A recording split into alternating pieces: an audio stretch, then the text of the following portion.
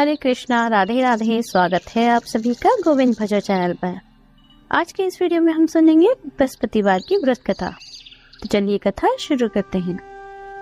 प्राचीन समय की बात है, एक नगर में बड़ा व्यापारी रहता था। वह जहाजों में माल लदवा कर दूसरे देशों में भेजा करता था। वह जिस प्रकार अधिक धन कमाता था, उसी प्रकार दिल खोलकर दान भी करता था। परंतु उसकी पत्नी अत्यंत कंजूस थी। वह किसी को एक दमड़ी भी देने नहीं देती थी। एक बार सेठ जब दूसरे देश में व्यापार करने गया तो पीछे से बृहस्पति देव ने साधु वेश में उसकी पत्नी से भिक्षा मांगी। व्यापारी की पत्नी बृहस्पति देव से बोली, हे साधु महाराज, मैं इस दान पुण्य से तंग आ गई हूँ। आप कोई ऐसा उपाय बताए जिससे मेरा सारा धन नष्ट हो जाए और मैं आराम से रह सकूं। मैं ये धन दान धर्म में लुटता हुआ नहीं देख सकती। बृहस्पति देव ने कहा, देवी तुम बड़ी विचित्र हो। संतान और धन से क्या कोई दुखी होता है? अगर अधिक धन है तो इसे शुभ कार्यों में लगाओ। कुंवारी कन्याओं का विवाह करवाओ, विद्यालय और बाग बगीचों का निर्माण करवाओ। ऐसे पुण्य कार्य करने से तुम्हारा लोक और परलोक सार्थक हो जाएगा। परंतु साधु के इन बातों से व्यापारी की पत्नी को खुशी नहीं हुई।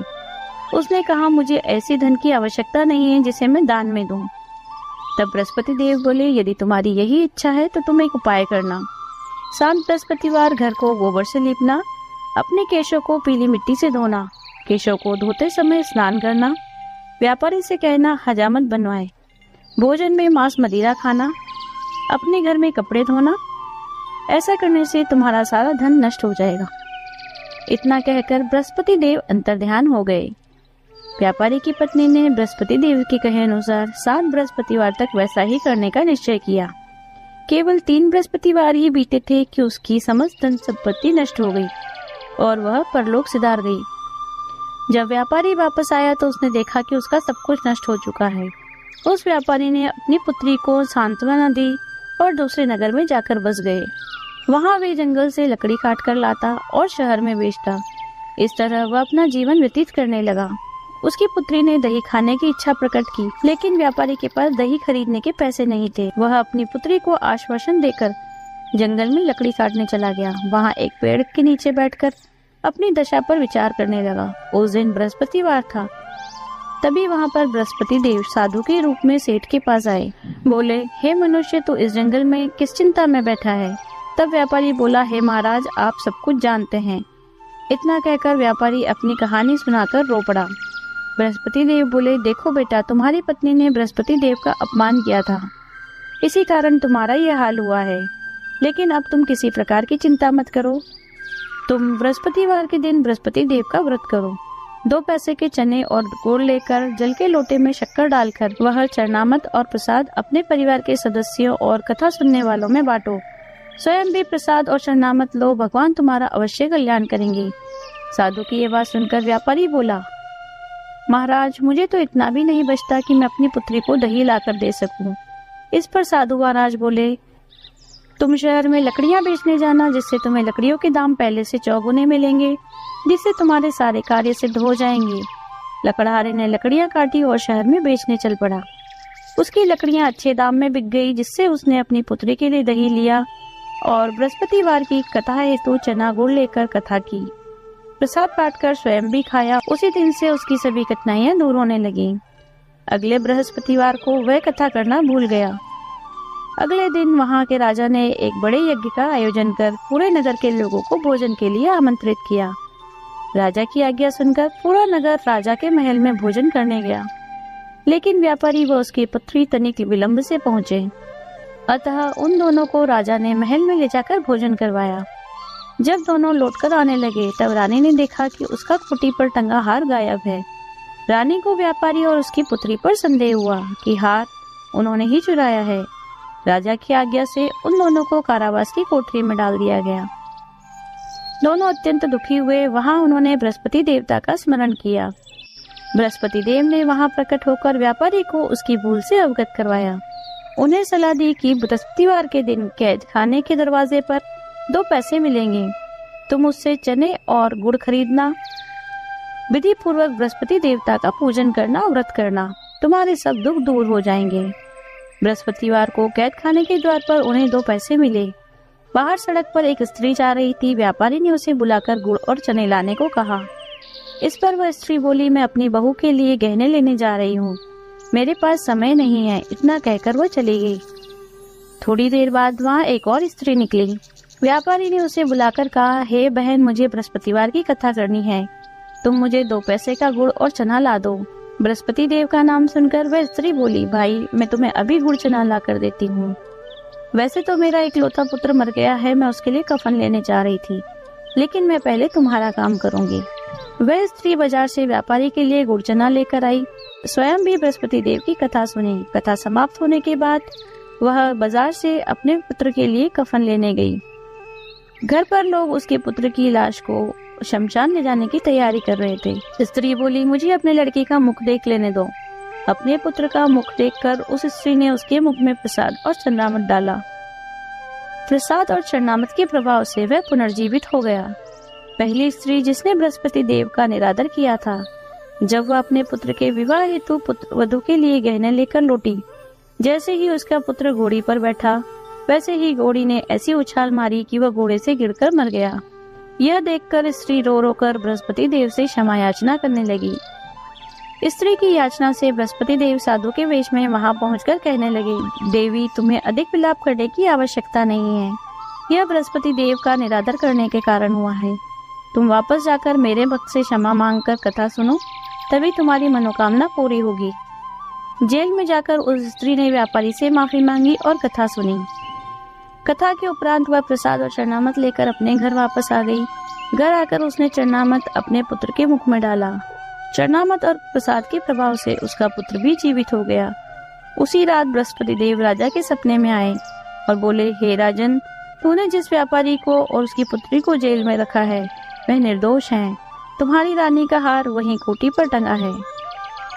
सुबह हुई तो राजा रानी ने हार खूंटी पर लटका देखा। राजा ने उस व्यापारी और उसकी पुत्री को कैद से मुक्त कर दिया, उन्हें बहुत सा धन देकर विदा किया। उसकी पुत्री का विवाह भी ऊंचे कुल में करवा दिया, दहेज में हीरे जवाहरात दिए। इस तरह जो कोई भी मनुष्य बृहस्पति देव की कथा करता है, उनका पूजन करता है, भगवान बृहस्पति देव उनकी सभी मनोकामनाएं पूर्ण करते हैं। हे बृहस्पति देव, इस कहानी को कहने वाले, सुनने वाले, हुकारा भरने वाले सभी की मनोकामनाएं पूर्ण करना। बोलिए बृहस्पति देव की जय। केला सींचने की कहानी। तो चलिए शुरू करते हैं।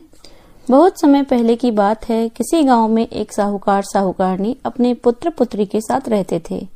पुत्र का विवाह हो चुका था, लेकिन उनकी बहू के कोई संतान नहीं थी। इस कारण वे बहुत चिंता में रहते थे। संतान की इच्छा से बहू भगवान विष्णु की पूजा किया करती और केले के पेड़ में जल चढ़ाया करती थी। जब बहू केले के पेड़ में जल चढ़ाने जाती तो उसकी ननद, जिसका विवाह नहीं हुआ था, वह भी उसके साथ जाती। वह अपनी भाभी को केले के पेड़ को सींचते, उसकी पूजा करते, परिक्रमा करते देखती। बहू जब केले के पेड़ की परिक्रमा करती, पूजा करती, तो साथ ही साथ मनोकामना कहती जाती कि अगर मेरे बेटा हो जाए तो मैं इस ननद का विवाह आपके साथ करवा दूंगी। इस तरह की प्रार्थना बहू रोज केले के वृक्ष के सामने खड़ी होकर करती। एक दिन भगवान ने सोचा, मैं इसकी मनोकामना पूरी करके देखता हूँ, फिर देखूं यह अपना वचन कैसे पूरा करती है, किस तरह यह अपनी ननद का विवाह मेरे साथ करती है। भगवान की इच्छा से बहू की मनोकामना पूरी हुई और समय बीतने के साथ ही उसे एक सुंदर पुत्र हुआ। पुत्र के जन्म लेते ही वह अपनी मनोकामना भूल गई, लेकिन भगवान नहीं भूले। जब उसका बेटा 1.25 महीने का हो गया तो वह उसे पहली बार मायके ले जा रही थी। वह जिस रास्ते से जाने लगी, उसी रास्ते में वह केले का वृक्ष था जिसकी वह पूजा किया करती थी।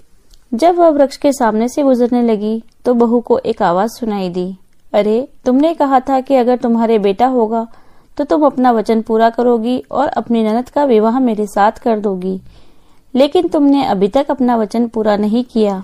आवाज सुनकर बहू ने इधर उधर देखा, उसे कोई भी दिखाई नहीं दिया। उसे समझ नहीं आ रहा था कि यह उससे कौन कह रहा है। तभी उसकी नजर केले के वृक्ष पर पड़ी जिसकी वह पूजा करती थी। उसने देखा कि वह केले का वृक्ष हिल रहा है और ऐसा लग रहा है जैसे कि आवाज उसी के अंदर से आ रही है। बहू बहुत डर गई और जल्दी जल्दी आगे निकल गई। बहू को अपनी मनोकामना याद आ गई। जब वह मायके पहुंची तब भी उसका मन वहां नहीं लगा। अब उसे यह चिंता खाई जा रही थी कि वह अपना वचन कैसे पूरा करेगी। इसी चिंता में वह दिन प्रतिदिन सूखती जा रही थी।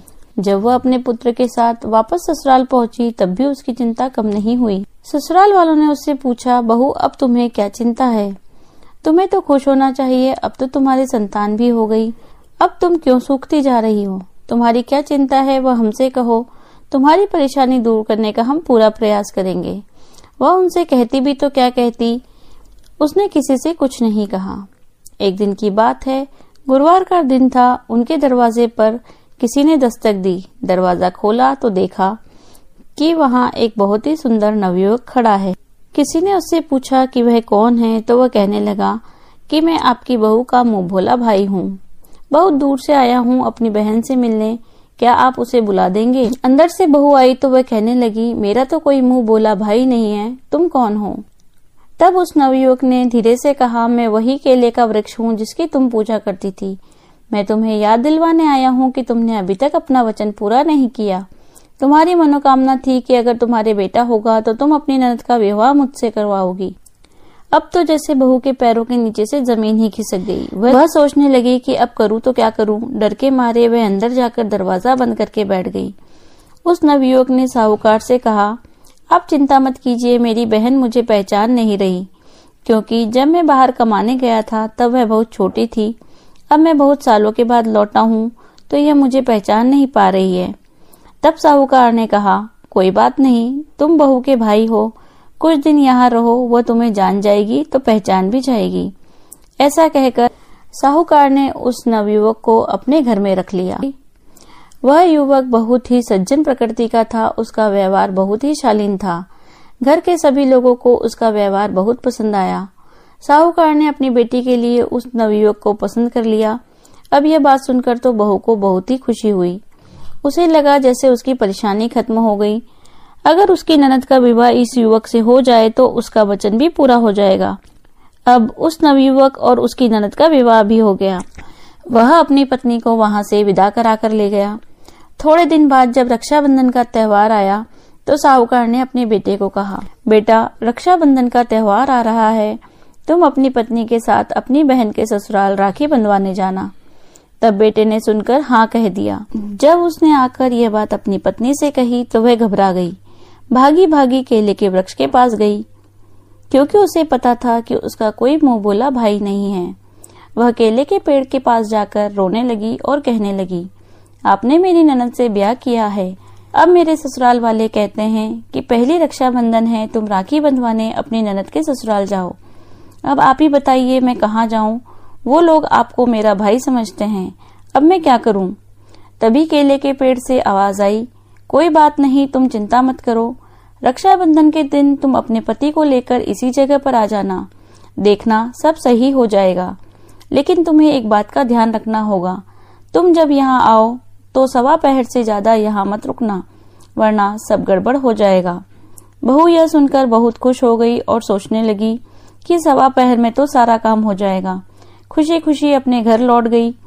रक्षाबंधन का दिन आया तो वह अपने पति को साथ लेकर अपने मुंह बोले भाई के घर की ओर चलने लगी और उसी जगह पहुंच गए जहां वह केले का वृक्ष लगा हुआ था।